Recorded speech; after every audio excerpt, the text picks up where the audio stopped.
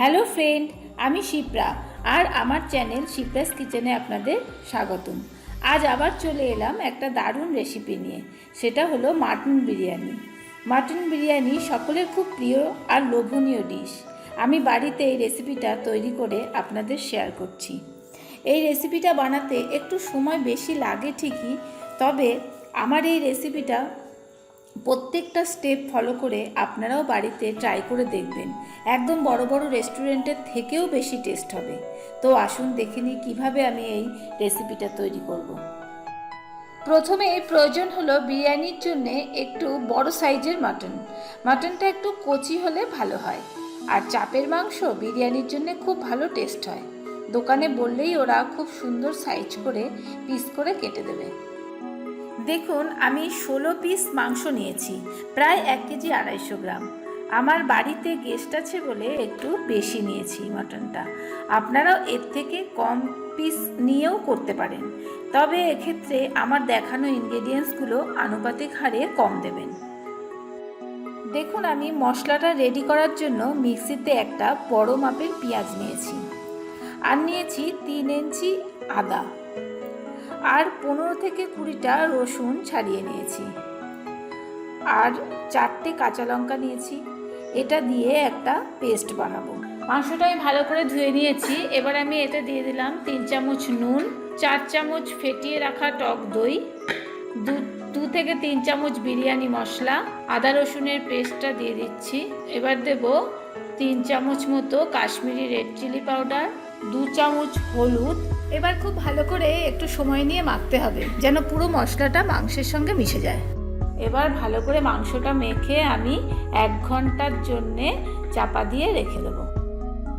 আমি কড়াইতে একটু জল দিয়ে নিলাম আলুটা সেদ্ধ করার জন্য। এবার আলুগুলো দিয়ে দিচ্ছি। নুন আর একটু হলুদ দিয়ে দেবো, তাতে আলুতে কালারটা ভালো আসবে। এবার রাইসটা বানাতে হবে। আমি হাঁড়িতে জল দিয়ে গ্যাসে বসালাম, 2 চামচ নুন দিলাম, 4-5টা তেজপাতা দিলাম, আর দিতে হবে গোটা গরম মশলা, মানে লবঙ্গ, এলাচ আর দারচিনি। তারপর হাঁড়িটা ঢাকা দিয়ে দিলাম। দেখুন, জল ফুটে উঠেছে। এবার আমি এতে চাল দেব। এটা বিরিয়ানির জন্য বাসমতি রাইস। আমি চালটা কিন্তু ধুয়ে নিয়ে 2-3 ঘন্টা ভিজিয়ে রেখেছিলাম। আমি 1 কেজি চাল নিয়েছি। পুরো চালটা দিয়েই আমি হাঁড়িটা আবার ঢাকা দিয়ে দেব। আমি প্রায় 10 মিনিট পর ফিরে এলাম। দেখুন, রাইসটা আমার 75% হয়ে গেছে। আমি কিন্তু রাইসটা পুরো সেদ্ধ করব না, কারণ রাইসটা যেটুকু শক্ত আছে সেটা ফাইনাল বিরিয়ানির হাঁড়িতে ভাপে সেদ্ধ হয়ে যাবে। এবার ফ্যান ছেড়ে আমি এইভাবে রাইসটাকে কয়েকটা পাত্রে ছড়িয়ে রাখলাম। আমি বিরিয়ানির জন্য 8টা ডিমকে সেদ্ধ করে রেখেছি। এবার আগে সেদ্ধ করে রাখা আলুর পিসগুলোকে আমি গরম তেলে একটু ভেজে তুলে রাখবো। এবার ওই তেলে বেরেস্তা বানানোর জন্যে 8-9টা পেঁয়াজ আমি কুচি করে কেটে রেখেছিলাম, সেগুলো আমি দিয়ে দেবো। দেখুন, আমার বেরেস্তার জন্যে পেঁয়াজগুলো ভাজা হয়ে গেছে। এবার আমি এটা একটা পাত্রে তুলে রাখবো। এবার আমি ওই তেলে ফোড়নের জন্য দিয়ে দিচ্ছি গোটা গরম মশলা, 2টো শুকনো লঙ্কা আর 3-4টে তেজপাতা। ফোড়নটা হয়ে গেছে। এবার আমি এতে 2টো পেঁয়াজ আগে থেকে কুচি করে কেটে রেখেছিলাম, সেটা দিয়ে দিচ্ছি, আর দিচ্ছি টমেটো। এবার এগুলো ভালো করে নাড়িয়ে নিচ্ছি। এবার দিচ্ছি 1 চামচ চিনি। হয়ে গেছে আমার পেঁয়াজগুলো ভাজা ভাজা করা। এবার আমি এর মধ্যে দিয়ে দেব ম্যারিনেট করে রাখা মাংসগুলোকে। যদি প্রয়োজন হয় আরও একটু রেড চিলি পাউডার ও হলুদ গুঁড়ো আপনারা দিতে পারেন। ভালো করে অনেকটা সময় নিয়ে মাংসটা কষতে হবে। মাংসটা আমার কষা হয়ে গেছে, প্রায় 30 মিনিট সময় লেগেছে। এবার সেদ্ধ করার জন্য প্রেসারে মাংসটা দিয়ে দিচ্ছি, আর কড়া ধুয়ে আর একটু জলও দিচ্ছি। এবার প্রেসারে ঢাকা দিয়ে অন্তত 6 থেকে 7টা সিটি আমি দিয়ে নেব। বিরিয়ানি বানানোর জন্যে যা যা উপকরণ দরকার আমি সব বানিয়ে নিয়েছি। এবার বিরিয়ানিটা তৈরি করব। দেখুন, একটা হাঁড়িতে ঘি মাখিয়ে নিলাম। এবার হাঁড়ির নিচে তেজপাতা সাজিয়ে দিলাম, যেন নিচের রাইসটা তলা লেগে না যায়। এর ওপর কিছুটা রাইস দিলাম, ভালো করে ছড়িয়ে দিতে হবে।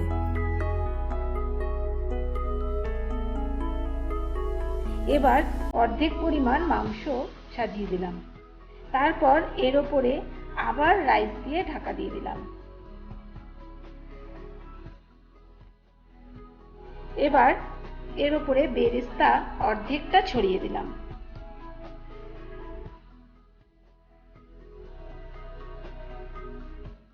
তার উপরে দেখুন ডিম সেদ্ধগুলো আর আলুর টুকরোগুলো সুন্দর করে সাজিয়ে দিলাম।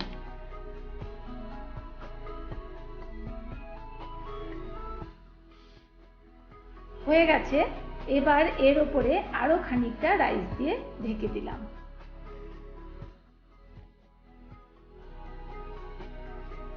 এবার বিরিয়ানি মশলা ছড়িয়ে দিয়ে বাকি মাংসটা খুব ভালোভাবে সাজিয়ে দিলাম।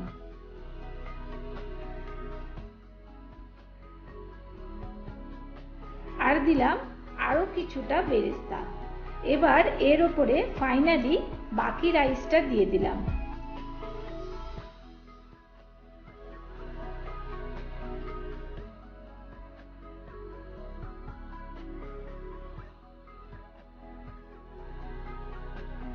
এবার বাকি থাকা বেরেস্তাটাও ছড়িয়ে দিলাম।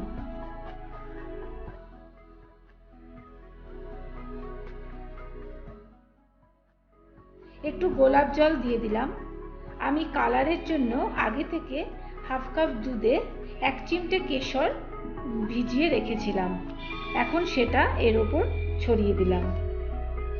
এবার আমি দিয়ে দিচ্ছি 2 ফোঁটা মিঠা আতর আর অল্প একটু মটনের গ্রেভি ছড়িয়ে দিলাম।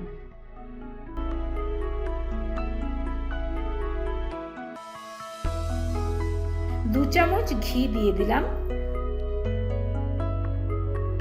আর সবশেষে 1 চামচ গরম মশলার গুঁড়ো ছড়িয়ে দিলাম। কমপ্লিট হয়েছে সমস্ত প্রসেসিং।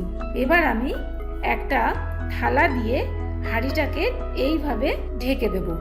দিয়ে দিলাম একটা কাপড়, কাপড়ের সাইডগুলো কাপড় দিয়েই হাঁড়ির ঢাকনাটাকে সাইডগুলোকে সিল করে দিচ্ছি। এরপর গ্যাসে চাপিয়ে লো আছে 20 মিনিট রেখে দিতে হবে। তৈরি হয়ে গেছে আমার মাটন বিরিয়ানি। দারুণ স্মেল বেরোচ্ছে এটা থেকে, আর কালারটাও কি সুন্দর হয়েছে দেখুন। বাড়িতে আপনারা ট্রাই করে দেখবেন। এটা যে কোনো র্যামকোরা রেস্টুরেন্টের থেকে টেস্টি আর হেলদি হয়। ভিডিওটা যদি আপনাদের ভালো লাগে অবশ্যই লাইক, কমেন্ট, শেয়ার করবেন। আর আমার চ্যানেলটাকে অবশ্যই আপনারা সাবস্ক্রাইব করে রাখতে ভুলবেন না। তো আজ এই পর্যন্তই। আবার হাজির হব নতুন কোনো রেসিপি নিয়ে। ততক্ষণের জন্য ভালো থাকবেন, সুস্থ থাকবেন। নমস্কার।